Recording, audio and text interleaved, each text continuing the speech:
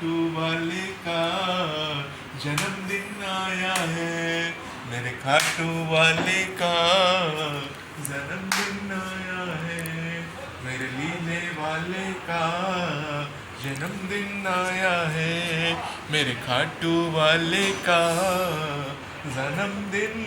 श्याम भक्तों, बाबा श्याम का जन्मदिन, बाबा श्याम का जन्मोत्सव बड़े ही धूमधाम से आप सभी ने मनाया होगा। हमने भी बाबा श्याम को रिझाने की कोशिश की, बाबा श्याम को मनाने की कोशिश की अपने स्तर पर। और जैसे कि हमने आपको बताया था कि बाबा श्याम के जन्मोत्सव पर कम से कम 11 दीपक तो आपको जलाने ही चाहिए, और हमने 11 दीपक जला लिए हैं श्याम भक्तों, और हमने बाबा श्याम की आरती भी कर ली है। अब इन दीपकों को हम बाबा श्याम को दिखा दिए हैं, दीपक को स्थापित कर देंगे और बाबा श्याम से आशीर्वाद मांगेंगे।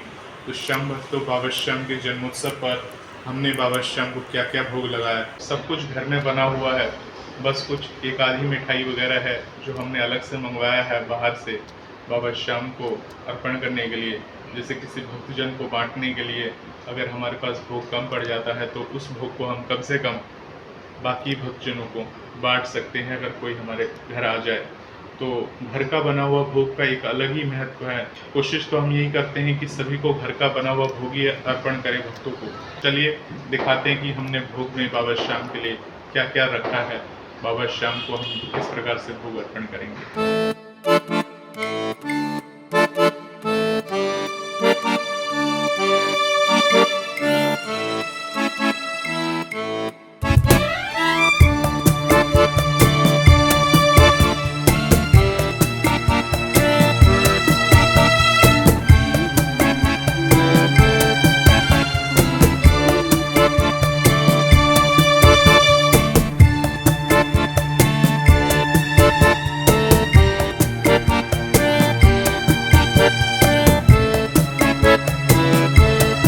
तो श्याम भक्तों, ये है बाबा श्याम जो हमारे घर में विराजते हैं।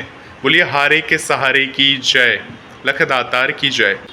बाबा श्याम का श्रृंगार हमने किया है अपने स्तर पर, जैसा हमसे हो सका उस हिसाब से हमने बाबा श्याम का श्रृंगार किया है। और बाबा श्याम को नए पोशाक धारण कराए गए हैं। पोशाक जो है घर में ही बनाया गया है और ये पोशाक बाबा को अर्पण किया गया है।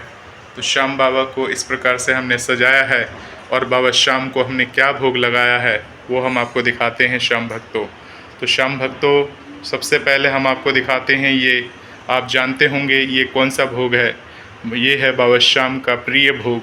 बाबा श्याम को चूरमे की लड्डू बहुत ही पसंद है, तो ये घर में बना हुआ भोग है चूरमे की लड्डू जो अभी आप देख रहे हैं। और ये है बाबा श्याम का जन्मोत्सव पर बना हुआ बाबा श्याम के लिए एक छोटी सी भेंट, बाबा श्याम के लिए घर में बना हुआ शुद्ध केक। इसके अलावा श्याम भक्तों, बाबा श्याम को भोग लगाने के लिए हमने ये बाहर से मिठाई मंगाई है, बालूशाही बोलते हैं, बालूशाही हमने मंगवाया है। इसका भी भोग लगाएंगे बाबा श्याम को। इसके साथ साथ कुछ चॉकलेट्स वगैरह जैसे आप जानते हैं, इनका भी भोग लगाना चाहिए बाबा श्याम का जन्मोत्सव पर। भगवान को तो हमें भोग अर्पण करना चाहिए अपनी श्रद्धा से, अपनी शक्ति से। इस प्रकार से श्याम भक्तों, बाबा श्याम के हमने 11 दीपक जला लिए हैं और भोग हमने आपको दिखा दिया है। तो इस प्रकार से श्याम भक्तों, बाबा श्याम हमारे घर में विराजते हैं। बाबा श्याम को हमने यहाँ पर भी विराज रखा है, जहाँ देखेंगे वहाँ बाबा श्याम आपको नज़र आएंगे। यहाँ पे भी हमारे घर में बाबा श्याम विराजमान है। ये है बाबा श्याम की शक्ति, ये है बाबा श्याम का आशीर्वाद। तो श्याम भक्तों, आपने देख लिया कि हमने किस प्रकार से बाबा श्याम का जन्मोत्सव मनाया। अपने स्तर पे जैसा भी होता है बाबा श्याम का जन्मोत्सव मनाते हैं, और बाबा श्याम इतना ज्ञान देते हैं, इतनी बुद्धि देते हैं कि उस हिसाब से हम घर में ही बड़े धूमधाम के साथ बाबा श्याम का जन्मोत्सव मना लेते हैं। आप सभी जानते हैं मंदिरों में इस समय इतनी अत्यधिक भीड़ होती है कि दूर से ही बाबा श्याम के दर्शन करने पड़ते हैं। अगर जगह मिल जाए तो दर्शन कर लीजिए, और जगह ना मिले तो घर में इसी प्रकार से पूरी श्रद्धा पूर्वक किसी भी उत्सव को, चाहे बाबा श्याम का जन्मोत्सव हो या बाबा श्याम का मेला हो, कोई भी उत्सव हो, बड़े ही धूमधाम के साथ आप सभी को मनाना चाहिए।